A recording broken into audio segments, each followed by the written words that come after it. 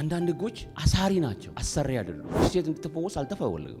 ሲሆን እኮ ሰንበት ለኛ ነው የተሰጠው። እኛ አይደለንም ለሰንበት የተሰጠው። ጌታን ወደ ቤት የሚያመጣ ጩኸት፣ ጌታን ወደ ቤተ ክርስቲያን የሚያመጣ ጩኸት፣ ከፍ ያለ ጩኸት፣ አጥብቆ መጸለይ፣ አጥብቆ መጮህ፣ አጥብቆ የሆነ ነገር ያዘው። ያጎበጣት እሱ ስለሆነ ኮዙ እሱ ነው። ኢንፌክትድ አይደል? አንድ ቫይረስ የሆነ ነገር ኢንፌክትድ በዚህ ምናምን። ግን የዚች ሴትዮ መጉበጥ ኢንፌክት የተደረገችው የተያያዘችው በዲያብሎስ። ኢየሱስ ጌታ ነው። ዛሬ ህይወቷ የተቀጠለላት ሴት ታሪክ እንመለከታለን። እስቲ ሁላችንም አንገቶቻችንን ጨፍንና ሳምንት የነገርኳችሁን ደግሞ ያነበብኩላችሁን ቃል ዛሬ አብራርተን በደንብ እንመለከታለን። የሉቃስ ወንጌል ምዕራፍ 13 ከቁጥር 10 በሰንበትም በአንድ ምኩራብ ያስተምር ነበር። እነሆም ከ18 ዓመት ጀምሮ የድካም መንፈስ ያደረባት ሴት ነበረች። እርሷም ጎባጣ ነበረች፣ ቀንታም ልትቆም ከቶ አልተቻላትም። ኢየሱስም ባያት ጊዜ ጠራትና አንቺ ሴት ከድካምሽ ተፈውሰሻል አላት። እጁንም ጫነባት። ያን ጊዜም ቀጥ አለች፣ እግዚአብሔርንም አመሰገነች። የምኩራብ አለቃ ግን ኢየሱስን በሰንበት ስለፈወሰ ተቆጥቶ መለሰና ሕዝቡን ሊሰራባቸው የሚገቡ 6 ቀናት አሉ፣ እንግዲህ በእነርሱ መጥታችሁ ተፈወሱ እንጂ በሰንበት አይደለም አለ። ጌታም መልሶ እናንተ ግብዞች፣ ከናንተ እያንዳንዱ በሰንበት በሬውን ወይስ አህያውን ከግርግሙ ፈቶ ውሃ ሊያጠጣው ይወስደው የለምን? ይቺ የአብርሃም ልጅ ናት። ሆና ከ18 ዓመት ጀምሮ ሰይጣን ያሰራት በሰንበት ቀን በዚህ እስራት ልትፈታ አይገባትንምን? አለው። ይህንንም ሲናገር ሳለ የተቃወሙት ሁሉ አፈሩ። ከእነርሱም በተደረገው ድንቅ ሁሉ ሕዝብ ሁሉ ደስ አላቸው። እግዚአብሔር አምላካችን ሆይ በኢየሱስ ክርስቶስ ስም ዛሬ አንድ ነገራችን ቀጥ ብሎ ይቆም። የተወላገደው ነገር፣ የደከመው ነገር፣ የፈዘዘው ነገር፣ እግዚአብሔር ተስፋ የቆረጥንበት ነገር በኢየሱስ ክርስቶስ ስም ዛሬ ቀጥ ብሎ ይቆም። መዳን ይሁን ለዚህ ቤት፣ መዳን ይሁን ለዚህ ቤት፣ ለዚህ ቤት መዳን ይሁን፣ ለእያንዳንዳችን መዳን ይሁን በኢየሱስ ስም። ያጎበጠን ነገር ቀጥ ብሎ ይቆም በኢየሱስ ስም። አንቺ ሴት ብሎ ጠራት። ዛሬ በስማችን ይጥራል። ጌታ ሆይ እከሌ ብለህ ስሜን ጠርተህ ና ወደኔ ብለህ በኢየሱስ ስም ያጎበጠን የያዘን ያስተከዘን ነገር ለቆ ይሂድ። ለዓመታት የያዘን ነገር በኢየሱስ ስም ለቆ ይሂድ። ክብር ለእግዚአብሔር ይሁን። ኢየሱስ ጌታ ነው። ነገራችን ይቀጥላል። ለዚህ ነው እቺ ሴት ለዓመታት ታስራ ነበር። ለዓመታት ተይዛ ነበር። ለስንት ዓመት? ለ18 ዓመት ጎብጣ አጉብጧት ነበር የሚያስኬዳት። ኢየሱስ ግን በስሟ ጠራት። አንቺ ሴት ነይ ወደኔ። እጁንም ጫነባት፣ ጸለየላት። ከዛ ከድካምሽ ምን ተብለሻል ነው ያላት። ተፈተሻል፣ ተፈውሰሻል አይደለም፣ ተፈተሻል። ሃሌሉያ። አንብቡት። ከድካምሽ ምን ብለሻል? ሉስ መፈታት። መፈወስና መፈሳት የተለያየ ነው አይደል? መፈወስ ዲሊቨሪ፣ ፍሪ መሆን የሆነ ነገር ህመም ነው። እዚህ ጋር ግን የእግዚአብሔር ቃል የሚናገረን ተፈተሻል። ኢየሱስ ለዘላለም ጌታ ነው። ያሰራት ነገር ነበረ። ኢየሱስ ጠራት፣ ፈታት። ክብር ለእግዚአብሔር ይሁን። ኢየሱስ ባለፈባቸው ዘመናት ብዙ ያደረገላቸው ሰዎች አሉ። በመጽሐፍ ቅዱስ የፈወሳቸው መልእክት ተልኮበት ተጠርቶ ተነግሮት ተጮሆ። እስቲ ገረፍ እያደረግን እንይ። ዮሐንስ ወንጌል ምዕራፍ 11 ላይ እንሂድ። የምናውቀው ነው በጣም። እግዚአብሔር ግን ዛሬ አንድ የሚያስተምረን ነገር አለ። ዮሐንስ ወንጌል ምዕራፍ 11 ከቁጥር 5 ጀምሮ፣ ከላይ ጀምራችሁ ከአንድ ጀምሮ። ከማርያምና ከእህቷም ከማርታ መንደር ከቢታንያ የሆነ አልዓዛር የሚባል አንድ ሰው ነበር፣ ታሞ ነበር። ማርያምም ጌታን ሽቶ የቀባችው እግሩንም በጠጉሩ ያበሰችው ነበረች። ወንድሟም አልዓዛር ምን ሆኖ ነበር? ታሞ ነበር። ስለዚህ እህቶቹ ጌታ ሆይ እነሆ የምትወደው ታሟል ብለው ወደ እርሱ ምን አሉ? ላኩ።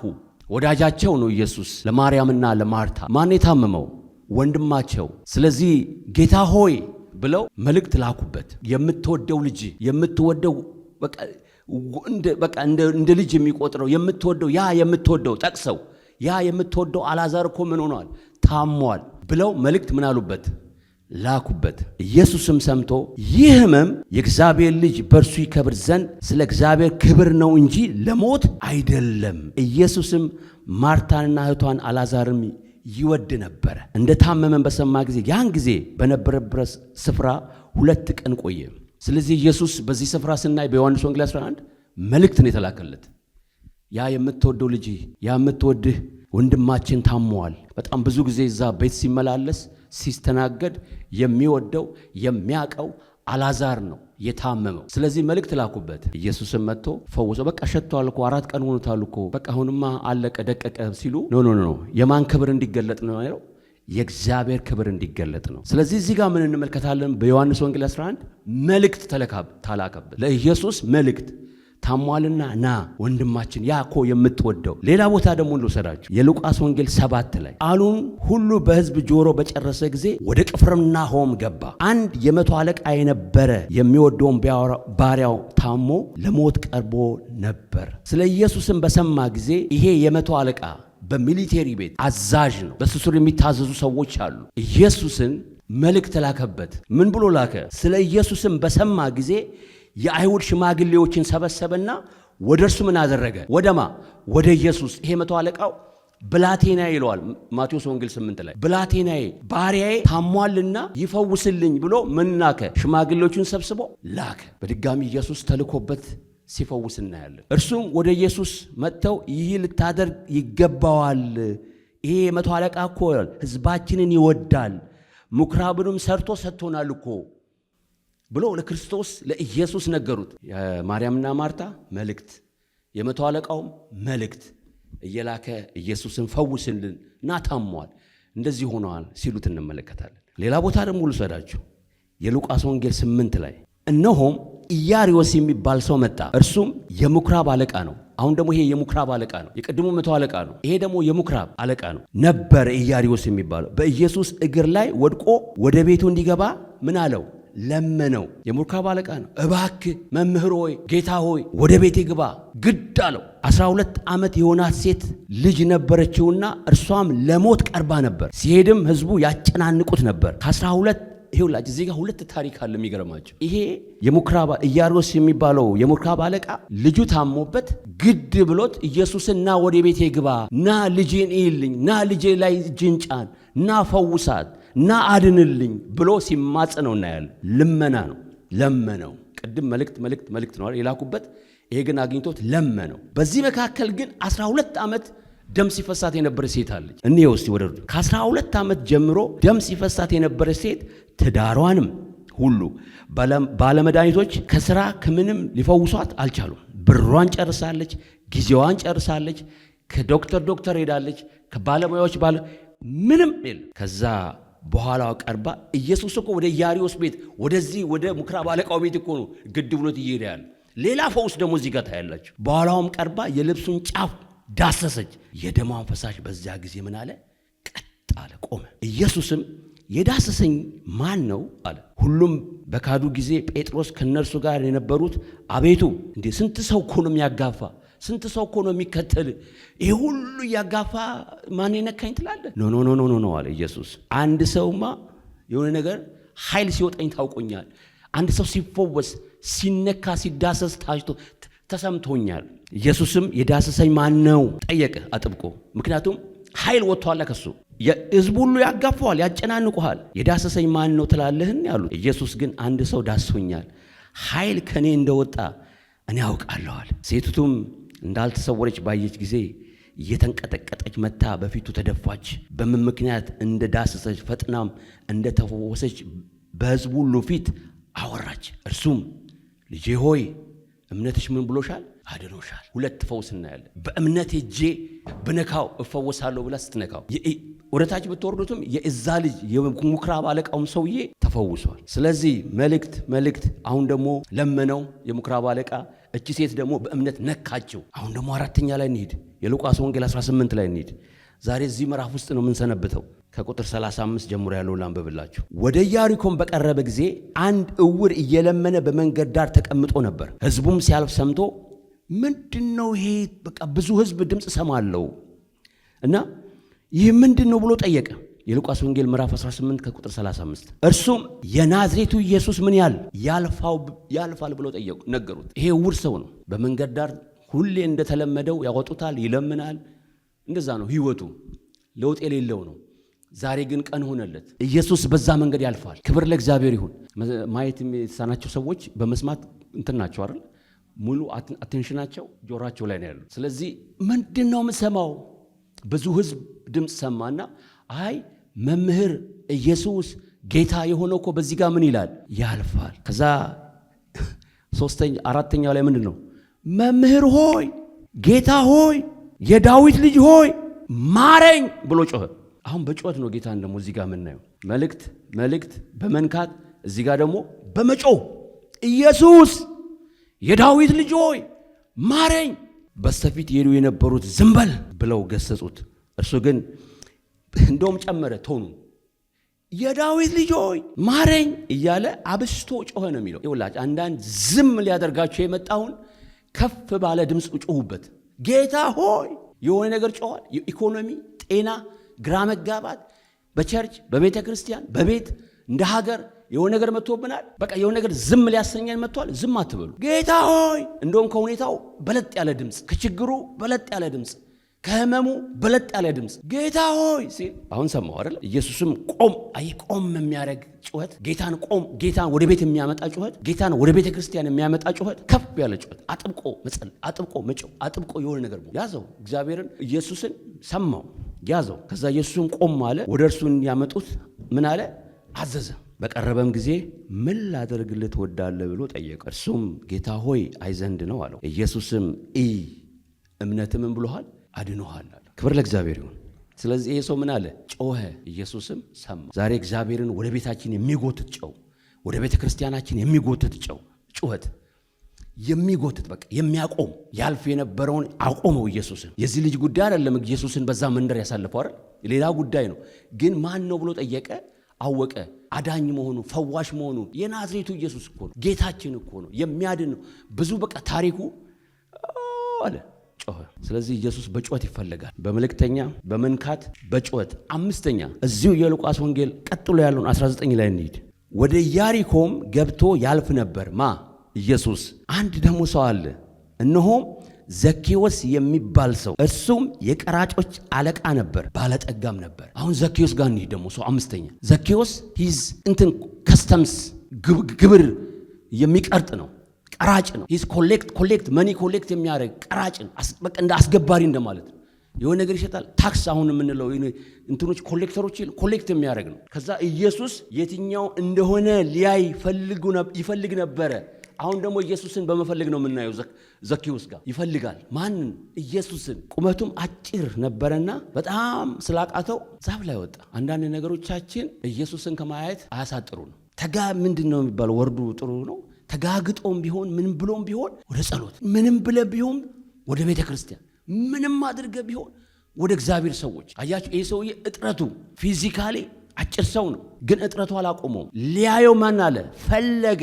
ኢየሱስ የሚባለውን ማየት ስለፈለገ እጥረቱ አላቆመው። ኢየሱስም ወደዛ ስፍራ በደረሰ ጊዜ አሻቅቦ አየና፣ ዘኬዎስ ዛሬ በቤት እውል ዘንድ ይገባኛልና ፈጥነ ምን በል ውረድ አለው። ስለዚህ ፈጥኖም ወረደ፣ በደስታም ተቀበለው። ሁሉም አይተው ይሄ ከኃጢአተኛ ሰው ጋር ቀራጭ ነዋ፣ ግብር ሰብሳቢ ነዋ፣ ትርፍ የሚያጋብስ ነዋ፣ እንዲህ ከዚህ ከኃጢአተኛ ሰው ጋር ደግሞ ይታያል እንዴ? ይበላል ይጠጣል እንዴ? ምናምን ብሎ እንትን አሉ። ሩመርስ ነበር አይደል? ሁሉም አይተው ከኃጢአተኛ ሰው ጋር ሊውል ገባ ብለው አንጎራጎሩ። ዘኬዎስ ግን ቆሞ ጌታ ሆይ ካለኝ ሁሉ እኩሌታ ለድሆች እሰጣለሁ፣ ማንንም በሐሰት ከስሼ እንደሆነ 4 እጥፍ እመልሳለሁ። ኢየሱስም እርሱ ደግሞ የአብርሃም ልጅ ነውና ዛሬ ግን ለዚህ ቤት ምን ሆኖለታል አለ?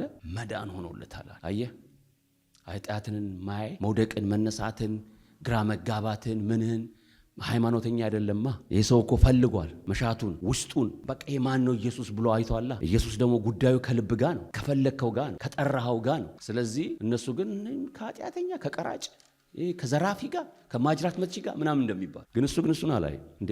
ለዚህ ሰውስ መዳን ያስፈልገውም እንዴ? ስለዚህ እኮ የአብርሃም ልጅ ነው፣ መዳን ያስፈልገዋል ብሎ ለዚህ ቤት መዳን ሆኖለታል። ይህን ሁሉ አየን። ወደ ተነሳሁበት ልምጣ። የሉቃስ ወንጌል 13 ላይ ኢየሱስን መልእክተኛ በመላክ በመለመን በመንካት በመጮህ ሊያየው ፈለገ። አምስተኛ ሊያየው ፈለገ። እቺ ሴት ግን ምዕራፍ 13 ላይ ማን ያያት? ኢየሱስ ነው። አሁን ደግሞ ኢየሱስ ጋር እንምጣ። እነዚህ ተልኮበት ነው፣ ጮሆው ነው፣ ሊያዩ ፈልገው ነው። ምዕራፍ 13 እቺ ሴት ግን ለ18 ዓመት ያጎበጣት ያን ልቀና ማለት ያቃታትን እንደዚህ ነው የሚለው አይደል? እስቲ እናንብበው 13 እንመለስ። ዋናው ጥቅስ እሱ ስለሆነ ሌሎችን እንደዛ ስላየን የመጣ ነው። በሰንበትም በአንድ ምኩራብ ያስተምር ነበር። እነሆ ከ18 ዓመት ጀምሮ የድካም መንፈስ ያደረባት ሴት ነበረች። እርሷም ጎባጣ ነበረች፣ ጸንታም ልትቆም አትችልም ነበር። ኢየሱስም ባያት ጊዜ አንቺ ሴት፣ አሁን ደግሞ ኢየሱስ ነው ተልኮበት አይደለም፣ አያት። ስለዚህ አንቺ ሴት፣ አሁን ኢየሱስ ነው የጠራት። ክብር ለእግዚአብሔር ይሁን።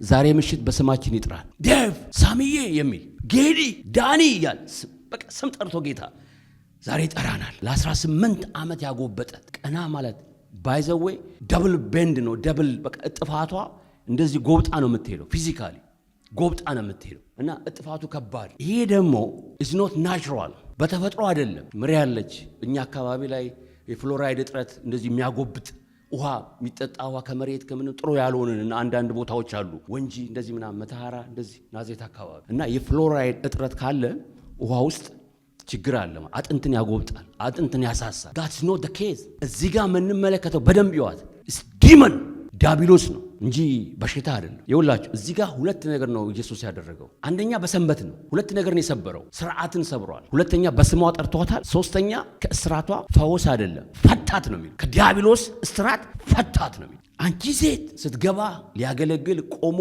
በኢሳይያስ 53 ያለውን እናነባለን። መጽሐፍ አንስቶ ሲያነብ በምኩራብ ከዛ የአንቺ ሴት ቀጥ ብላ ቆም ይችላል እግዚአብሔርን ማመሰግናች። የምኩራብ አለቃ ግን ኢየሱስን በሰንበት ፈውስ ለምን?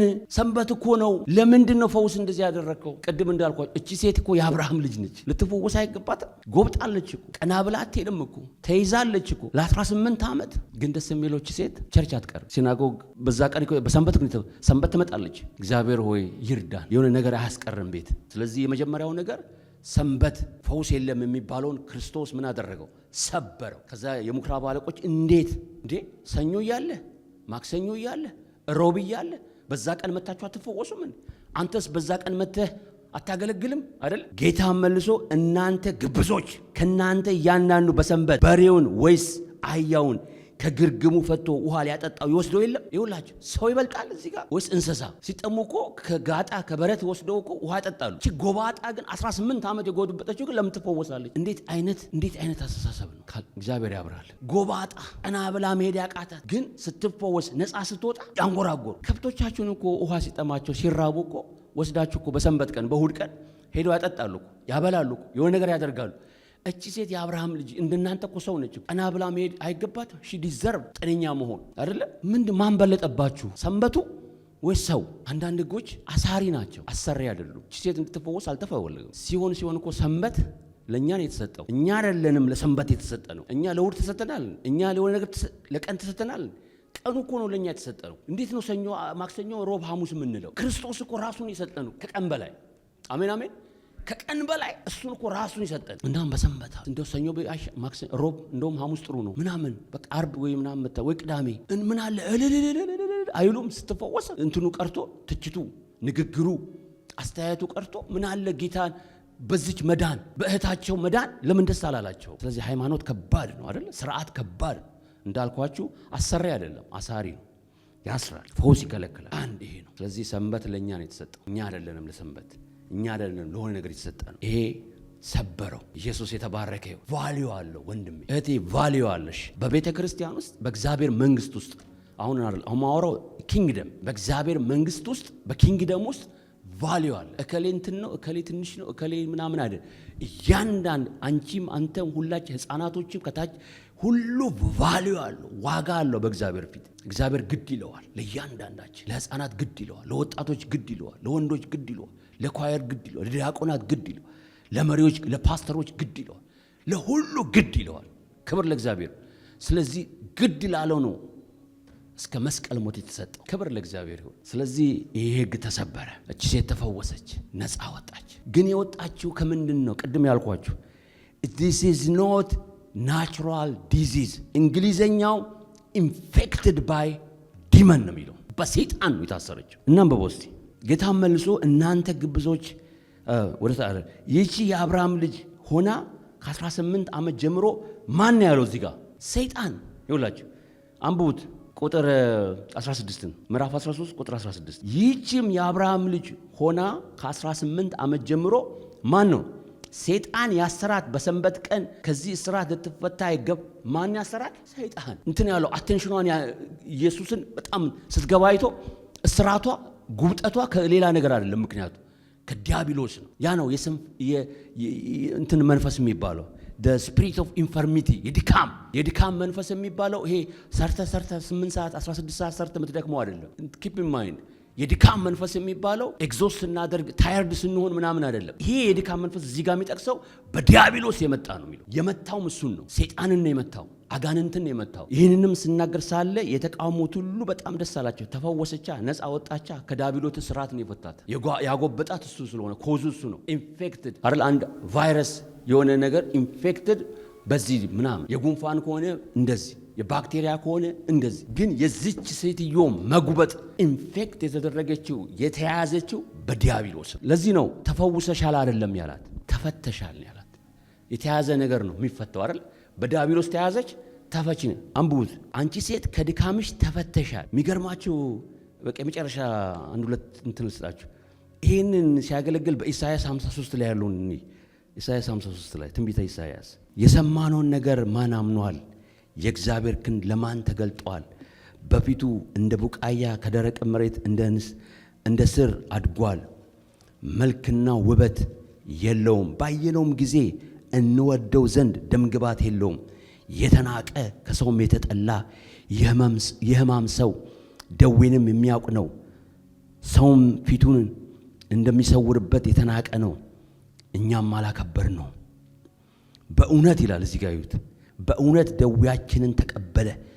ሕመማችንም ተሸክሟል እኛ ግን እንደተመታ በእግዚአብሔር እንደተቀጸፈ እንደተቸገረም ቆጠር ነው እርሱ ግን ስለ መተላለፋችን ምን አለ ቆሰለ ስለ በደላችን ምን አለ ደቀቀ የደህንነታችንም ተግዛዝ በማን ላይ ሆነ በእርሱ ላይ ሆነ በእርሱም ቁስል እኛ ተፈወስን ይሄንን ኢሳይያስ 53ን ኢየሱስ ራሱ ደግሞ መጥቶ ማቴዎስ ወንጌል 8 ላይ ነው እቺን ቃል ሲደግማት በመሸም ጊዜ አጋንንት ያደረባቸው ብዙ ሰዎች ወደ እርሱ አመጡ ወደማ ወደ ኢየሱስ አይደል በነብዩ በኢሳይያስ እርሱ ድካማችንን ተቀበለ ደዌያችንን ተሸከመ የተባለው ይፈጸም ዘንድ አያችሁ በትንቢት በኢሳይያስ 53 ላይ የተነገረው ትንቢት አሁን በኢየሱስ ይፈጸም ዘንድ በማ በኢየሱስ አይደለም የታመሙትን ሁሉ ምን አረ ፈወሰ ተፈጸመ ኢየሱስ ጌታ ነው አሜን ትንቢት ነበረ አሁን ደግሞ ተፈጸመ በማ በተነበየው በኢሳይያስ ተተነበየለት ማን ነው ኢየሱስ ነው ስለዚህ ነፃ ወጣቸው ህመም ድካም እዚህ ጋር ድካም አይደለም የሚለው ስፒሪት ነው ቅድም ያልኳችሁ ድካም ስፒሪት ነው በዲያብሎስ ነው ስለዚህ እርሱ ድካማችንን ምን አለ ተቀበለው ደዌያችንንም ተሸከመ ሃሌሉያ በእርሱ ቁስልኛ ተፈወስን አንድ የመጨረሻ ጳውሎስን ላሳያችሁ ጳውሎስ ሁለተኛ ቆሮንቶስ 12 ላይ የመጨረሻ ሁለተኛ ቆሮንቶስ 12 ስለዚህም መገለጥ ታላቅነት እንዳልታበይ የሥጋ መውጊያ እርሱም የሚጎስመኝ የሰይጣን መልእክተኛ ተሰጠኝ ይላል ይኸውም እንዳልታበይ ነው ስለዚህ ነገር ከኔ እንዲሄድ ስንት ጊዜ ጠየቅኩት አለ 3 ጊዜ ጠየቅኩት አለ እርሱም ይላል ጸጋዬ ይበቃል ከዛስ ኃይሌ በምንህ በድካምህ ስፒሪት ኦፍ ኢንፈርሚቲ ድካም ያልኳችሁ ይሄ ነው ጳውሎስ አላ የሰይጣን እኮ ነው ያለው ቅድም ሴትዮዋ በማን የተያዘች አልኳችሁ በሰይጣን የተያዘችው ስለዚህም መገለጥ ታላቅነት እንዳልታበይ የሥጋ መውጊያ እርሱም የሚጎስመኝ የሰይጣን መልእክተኛ ነው የሚለው ዛሬ ከቤታችሁ የሰይጣን መልእክተኛ ይመጣል የሰይጣን መልእክተኛ አለ እንዳንበረታ እንዳንጸልይ ቃሉ እንዳናነብ ወደ ቤተ ክርስቲያን እንዳንመጣ እንደዛ ሴትዮ ያጎበጠን ነገር አለ ስለዚህ ጳውሎስም እንደዛ ነው ያለው የሰይጣን መልእክተኛ ግን በድካሜ ኃይልህ ምን ይላል ይገለጣል